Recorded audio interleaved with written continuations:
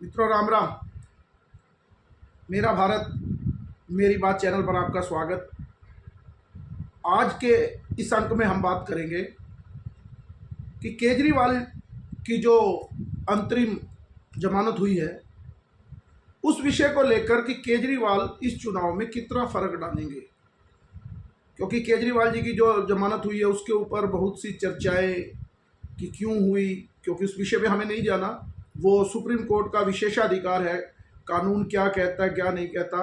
लेकिन बहुत से लोग चर्चाएं कर रहे हैं कि और भी तो बहुत से लोग हैं जो चुनाव लड़ रहे हैं लेकिन उनको जमानत नहीं मिली और प्रचार के लिए जमानत मिली। लेकिन केजरीवाल जी की भी एक आदत है ही कि विषय को आम आदमी पार्टी का ज़बरदस्त एक इकोसिस्टम है कि झूठ को कैसे सच बनाना, और ये कह दिया जेल के ताले टूटेंगे केजरीवाल छूटेंगे, जबकि क्लियर है कि 2 तारीख को केजरीवाल को फिर कोर्ट के अंदर यानी कि तिहाड़ जेल के अंदर जाना होगा, अपना समर्पण करना होगा। वहाँ पर उनको केवल प्रचार के लिए छूट मिली है, कोई मुख्यमंत्री का दायित्व भी वो नहीं निभा सकते।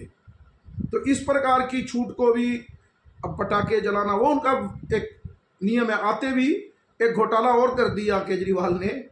अभी सुन रहा था मैं उनकी प्रेस कॉन्फ्रेंस में और वो बात कर रहे थे कि मैं 24 घंटे होते हैं दिन में, उन 24 घंटों में से 36 घंटे लोगों के लिए काम करूंगा। यानी कि एक पहला व्यक्ति है जो 24 घंटे जो दिन का समय होता है उसमें से वो 36 घंटे निकालेंगे, नहीं तो 20 घंटे 18 घंटे लोग काम करने की तो सुना था, लेकिन 36 घंटे केजरीवाल जी निकाले। ये काम केजरीवाल ही कर सकते हैं, एक के साथ एक फ्री और इस तरह की बातें। तो अब संदीप दीक्षित ने भी कहा कि जो इनकी जमानत हुई है वो ठीक नहीं, कांग्रेस के नेता हैं, बड़े नेता हैं, शीला दीक्षित के बेटे हैं, तो इनका समर्थन भी दोनों का आपस में गठबंधन है। तो ये विषय भी चल रहे हैं, लोग बहुत सी बातें कर रहे हैं, लेकिन हम मूल बात पर आते हैं कि केजरीवाल की राजनीति क्या कहती है इसके बाहर आने के बाद।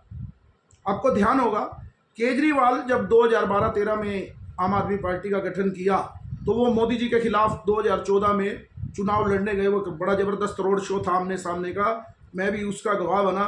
सामने एक रोड शो मोदी जी का था, एक तरफ केजरीवाल जी का रोड शो था, तो वो भी एक नज़ारा था और लोगों को बड़ा उत्सुकता थी कौन जीतेगा। तो केजरीवाल जी को केवल 2 लाख वोट मिले, वो भी लगभग मुसलमानों के वोट मिले, क्योंकि कांग्रेस के अजय राय जो अब चुनाव लड़ रहे हैं उनको केवल 40-45 हज़ार वोट मिले थे। तो कहना का मतलब कि केजरीवाल उस समय जब एक क्षेत्रीय पार्टी थे तो केजरीवाल लगभग 450 उम्मीदवार खड़े किए, और 2019 में भी केजरीवाल की पार्टी ने अपने 400 से ऊपर उम्मीदवार लोकसभा चुनाव में उतारे। अभी पिछले चुनाव विधानसभा चुनाव में केजरीवाल की पार्टी उसमें गोवा, गुजरात में भी चुनाव लड़ी और पंजाब में उन्होंने सरकार बनाई और एक राष्ट्रीय पार्टी का उनको दर्जा मिल गया। उसके लिए भी केजरीवाल जी ने बड़े धूम धड़ाके से एक प्रचार और एक व्यवस्था की। तो उस समय कहा कि हमारी पार्टी अब राष्ट्रीय पार्टी हो गई है। ऐसी राष्ट्रीय पार्टी हो गई है जो कि अब 2024 के चुनाव में क्षेत्रीय पार्टी 400 से ऊपर सीट पे चुनाव लड़ रही थी, अब राष्ट्रीय पार्टी होने से इस देश की केवल 22 सीट पर चुनाव लड़ रही है। 2 असम की हैं, 2 गुजरात की, 4 दिल्ली की, 13 पंजाब की और 1 हरियाणा की। उसमें से 4 पर चुनाव हो गया है। केजरीवाल जी के छूटने के बाद अब 18 सीटों पर चुनाव होना है। अब देखते हैं उन 18 सीटों पर केजरीवाल क्या करते हैं। मैं तो समझता हूं कि ये एक ठीक ही रहा। कुछ लोग कह रहे हैं गलत हो गया, भाई मनीष सिसोदिया भी तो बड़े नेता थे, उनकी जमानत नहीं हुई, उनको भी मिल जानी चाहिए, उनको भी प्रचार करने का मौका मिलना चाहिए। लेकिन केजरीवाल जो सबसे बड़े नेता है, मुझे लगता है उनको जमानत मिल गई तो अच्छा हो गया। नहीं तो ये भी हो सकता था कि अगर मैं बाहर होता तो पता नहीं क्या हो जाता। ये भी एक परीक्षा हो जाएगी इन 18 सीटों पर कौन आम आदमी पार्टी कितनी सीटें जीतती है। और मैं तो हैरान था एक विषय को लेकर कि कुछ कांग्रेसी बड़े खुश हो रहे थे, पवन खेड़ा का बयान आ रहा था कि केजरीवाल जी को जमानत हो गई, बड़ा अच्छा हो गया, अब इंडी गठबंधन ये कर देगा। लेकिन सबसे बड़ी समस्या ही कांग्रेस के लिए है, क्योंकि पंजाब में कहते हैं कि भाजपा का कुछ नहीं, क्योंकि किसान आंदोलन पंजाब में ही चल रहा है। तो मैं आज स्पष्ट बता दूं कि सबसे बड़ी सीट कितनी जीतेंगे तो कह नहीं सकता, लेकिन वोट प्रतिशत में देखना कितना बड़ा उछाल भाजपा को पंजाब में आने वाला है। सीट कितनी किसको मिलेंगे, क्योंकि खिचड़ी मामला है। सबसे ज़्यादा नुकसान केजरीवाल पंजाब में कांग्रेस को ही करने वाले हैं, क्योंकि कांग्रेस की पिछली बार 8 सीट थी और अब वो दोनों आमने सामने, केजरीवाल और कांग्रेस पार्टी अलग अलग चुनाव लड़ रही है।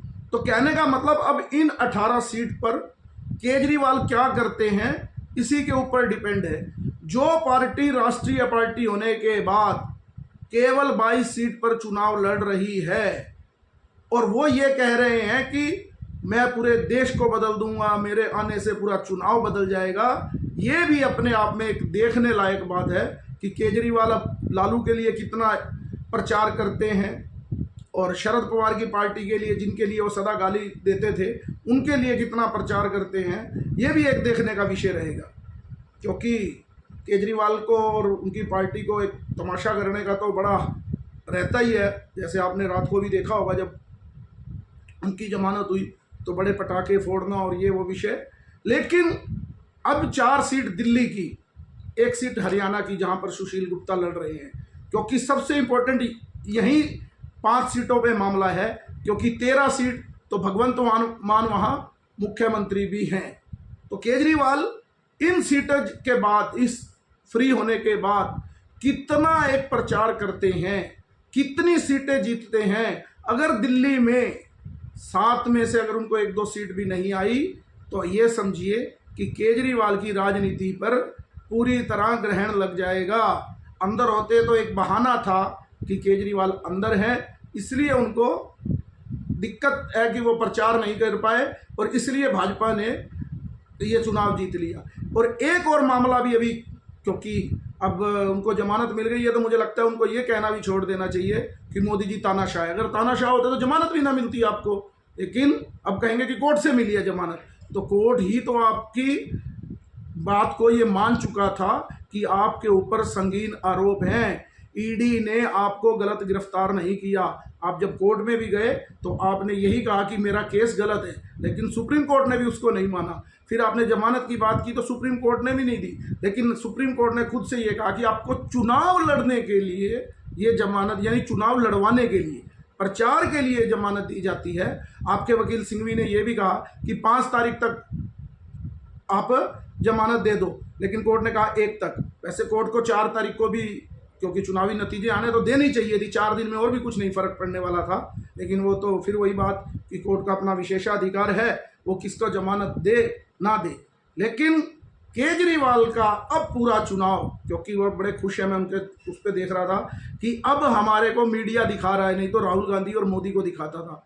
अब मामला, मोदी को तो मीडिया ने दिखाना ही, अब मामला राहुल गांधी के लिए भी एक समस्या है कि मीडिया उसकी कवरेज केजरीवाल को कितनी देता है, क्योंकि सारा जो झगड़ा है मीडिया के ऊपर कवरेज लेने का है। मैं बहुत से उनके ट्विटर हैंडल पे देख रहा था कि एक फ़ायदा हो गया केजरीवाल के आने पे, अब सारा दिन से केजरीवाल जी को टीवी पे दिखाया जा रहा है। तो ये चिंता का विषय राहुल गांधी के लिए भी होगा। वो जब कब इकट्ठे बैठकर प्रेस कॉन्फ्रेंस करेंगे तो पता लगेगा कितना एक गठबंधन दिल्ली में है। तो मैंने ये आज केजरीवाल जी के ऊपर बात की। आपको मेरा ये चैनल पसंद आए तो लाइक कीजिए, सब्सक्राइब कीजिए और शेयर कीजिए। भारत माता की जय, वंदे मातरम।